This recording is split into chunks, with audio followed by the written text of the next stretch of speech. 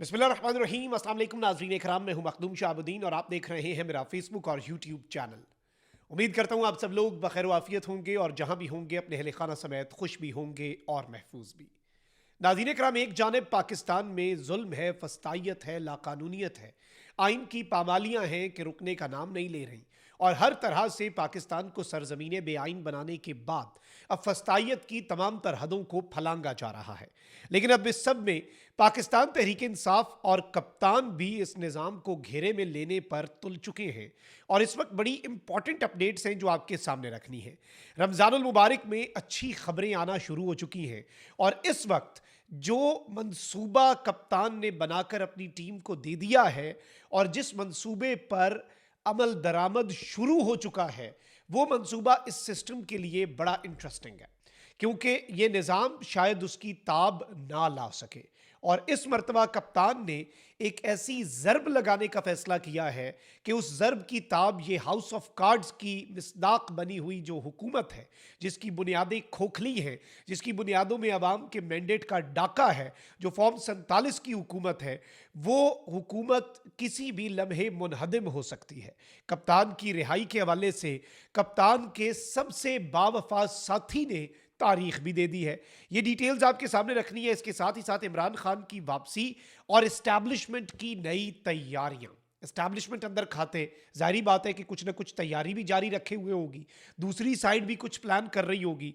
इस सब में राना सनाउल्लाह साहब जो है, जो कि पिछले कुछ दिनों से आपको पता है कि मुक्तदरा को हल्का हल्का ट्रेलर दे रहे हैं, कुछ सरप्राइजेस दे रहे हैं।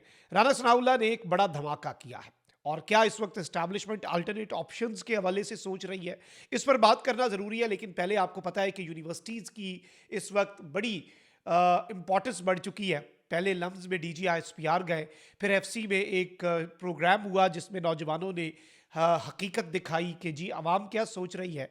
अब army chief general Asim Munir जो है, उन्होंने भी यूनिवर्सिटी के स्टूडेंट्स के साथ इंट्रैक्शन किया और अब उस इंट्रैक्शन की डिटेल्स जो है वो भी सामने आ चुकी है।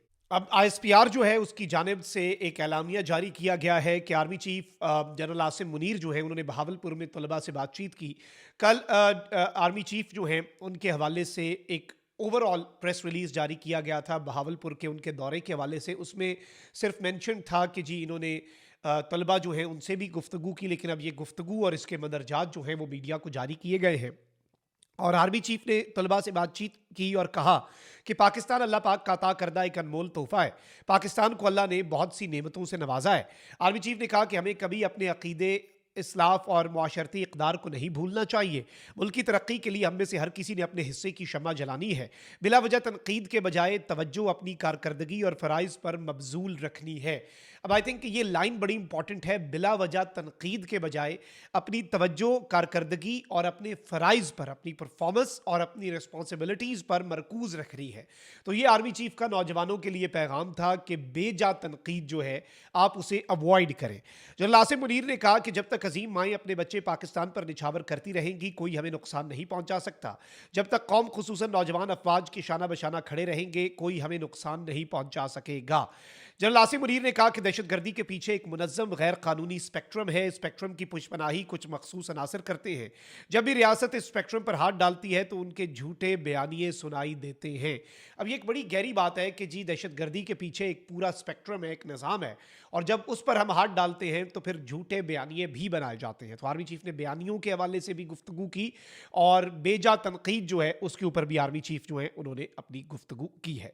अब जरा आगे बढ़ते हैं नाज़रीन करम। आपको मालूम है कि पाकिस्तान तहरीक इंसाफ जो है वो इस वक्त हर तरह से इस सिस्टम को घेरे हुए है और इंटरनेशनल लेवल पर लॉबिंग भी हो रही है, बहुत कुछ चल रहा है। लेकिन इमरान खान साहब ने जो अपोजिशन इत्तेहाद और रमज़ानुल मुबारक के महीने में अपना तैयारी जो है अपनी मुकम्मल और अपना होमवर्क जो है वो मुकम्मल करने के अहकामात अपनी टीम को जारी किए हैं, ये अनप्रेसिडेंटेड है और रमज़ान के बाद बड़ा खड़ाक होना है, दमादम मस्त कलंदर होना है।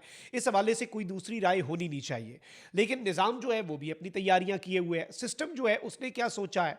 सिस्टम ने नाज़रीन कराम ये सोचा है कि जी हम PTI के अंदर कोई फॉरवर्ड ब्लॉक बनवा देंगे, ये हो जाएगा, PTI को धचका पहुंचेगा पोलिटिकली, फिर बयानियाँ। फिर निज़ाम ने हिफाजती इक़दामात के तौर पर आपको पता है कि 27 अरकान जो है वो कैबिनेट के अंदर शामिल करवा दिए और 27 अरकान का कैबिनेट में शामिल होना ये भी इसी जानिब इशारा है कि जी हुकूमत खुद को कमज़ोर फ़ील कर रही थी और हुकूमत को मज़ीद मजबूत करने की कोशिश की गई। सवाल ये है कि अगर परवेज़ खटक साहब जैसी शख्सियात जिनकी सियासत ज़ीरो है, उन्हें कैबिनेट में डाल के हुकूमत को लग रहा है कि वो मजबूत हो जाएगी, उनका वज़न अपने पलड़े में डाल के, जिनका अपना सियासी वज़न कुछ भी नहीं है, तो इस हुकूमत का अल्लाह ही हाफ़िज़ है वैसे। लेकिन चलें, इस्टेब्लिशमेंट इस हुकूमत को प्रोटेक्ट करने की कोशिश ज़रूर करेगी, इस सिस्टम ऑफ गवर्नमेंट को भी। लेकिन इमरान खान साहब के भी कुछ जो है प्लान्स तो हैं। ऑब्वियसली दोनों साइड्स अपने अपने प्लान्स को एग्जीक्यूट कर रही हैं। अब साहबजादा हामिद रज़ा चेयरमैन हैं जी सुन्नी इत्तेहाद काउंसिल के और कप्तान के चंद इंतहाई बावफा साथियों में हैं जो बेलौस होकर खान के साथ हैं।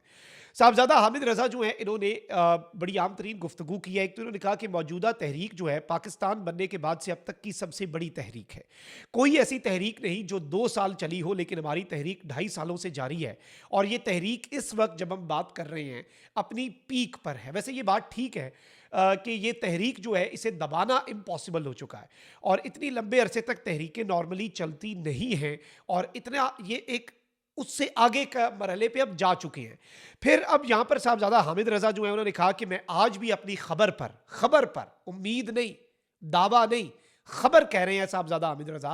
साहबजादा हामिद रज़ा कहते हैं कि मैं आज भी अपनी खबर पर जिम्मेदारी के साथ कायम हूँ कि इमरान खान बिल्कुल रिहा होंगे। ईद के बाद जो तहरीक चलेगी उस तहरीक के नतीजे में इमरान खान बाहर होंगे, यानी पब्लिक का प्रेशर जो हम बढ़ाएंगे, जो हम सड़कों पे दमादम मस्त कलंदर करेंगे, उस दमादम मस्त कलंदर के नतीजे में कप्तान की रिहाई होगी। ये बात कौन कर रहे हैं? साहबजादा हामिद रज़ा। फिर उन्होंने एक और ट्रेलर दे दिया है, ऑल्दो वो सारी बातें नहीं कर सकते और सारे प्लान्स तो बताने भी नहीं चाहिए, लेकिन साहबजादा हामिद रज़ा ने कहा कि जी मैं सब कुछ अभी नहीं बता सकता क्योंकि मैंने हल्फ उठाया है और मैं हल्फ की पासदारी करने वाला शख्स हूं। लेकिन साहबजादा हामिद रज़ा ने कहा कि हमारा पड़ाव अडियाला जेल के बाहर होगा या संगजानी या डी चौक, यानी डी चौक हम जाएंगे। मुझे नहीं लगता कि संगजानी पीटीआई जाएगी, या पीटीआई डी चौक या अडियाला ही जाएगी। तो अब इस हवाले से जो अल्टीमेट फैसला है इन्होंने कहा कि वो हो चुका हुआ है, लेकिन मैं अभी बता नहीं सकता। वैसे मुझे ये सिक्स सेंस मेरी ये कहती है कि पाकिस्तान तहरीक इंसाफ जो है वो जैसे एक कैंप की तैयारी करने का भी आलिया हमजा साहिबा ने कह दिया हुआ है कि मेंबर्स ऑफ पार्लियामेंट जो हैं नॉर्थ पंजाब के, वो रोटेशन पे अडियाला के बाहर कैंप में बैठेंगे और अडियाला जेल के बाहर एक सॉलिडारिटी का कैंप जो है वो इमरान खान साहब के साथ यकजहती के लिए लगाया जाएगा। लेकिन जब ये स्ट्रीट मूवमेंट आएगी तो ये मामला कैंप से आगे बढ़ चुका होगा और ये फिर दमादम मस्त कलंदर और एक स्ट्रीट मूवमेंट की तरफ चीजें आएंगी। अच्छा, वहीं दूसरी जानिब राना सनाउल्लाह साहब जो पिछले कुछ दिनों से स्टेटमेंट्स जो हैं वो जारी कर रहे हैं और राना साहब ने एक स्टेटमेंट ये भी जारी की, मोहसिन नकवी पर भी अटैक कर देते हैं, इदारों के हुकूमत के ऊपर इन्फ्लुएंस और हर चीज़ के ऊपर भी बात करते हैं। अगले दिन इन्होंने फिर एक और बात कर दी कि अपोजिशन की 2 रोज़ा कॉन्फ्रेंस जो है उसे रोकने का हुकूमत का तो कोई मंसूबा नहीं था, हुकूमत ने तो ऐसा कुछ भी नहीं किया। आप जिन्होंने किया उनसे पूछें, मतलब या तो वो इदारों की तरफ या इदारों के मोहसिन नकवी की तरफ इशारा कर रहे थे। अब वज़ीर आज़म के मुशीर बराए सियासी उमूर राना सनाउल्लाह साहब ने एक बड़ी अजीब सी स्टेटमेंट दी है। अब इस स्टेटमेंट की इस वक्त ज़रूरत क्यों पड़ी है, मुझे ये समझना मेरे लिए ज़्यादा ज़रूरी है। ठीक है जी, आप पहले ज़रा ये स्टेटमेंट सुने। फैसलाबाद से तकरीब से खिताब कर रहे थे राना सनाउल्लाह साहब। इन्होंने कहा कि अगर दोबारा कोई 12 अक्टूबर मुसल्लत नहीं हुआ तो पाकिस्तान 2 साल में मुआशी बहरान से निकल जाएगा। 12 अक्टूबर नाज़रीन कराम क्या हुआ था? आपको मालूम है कि नवाज शरीफ साहब जो हैं उनकी हुकूमत पर जो मार्शल लॉ लगाया था मुशर्रफ साहब ने वो था। तो कहते हैं कि अब अगर दोबारा कोई मार्शल लॉ ना लगा तो 2 साल के अंदर मुल्क ठीक हो जाएगा।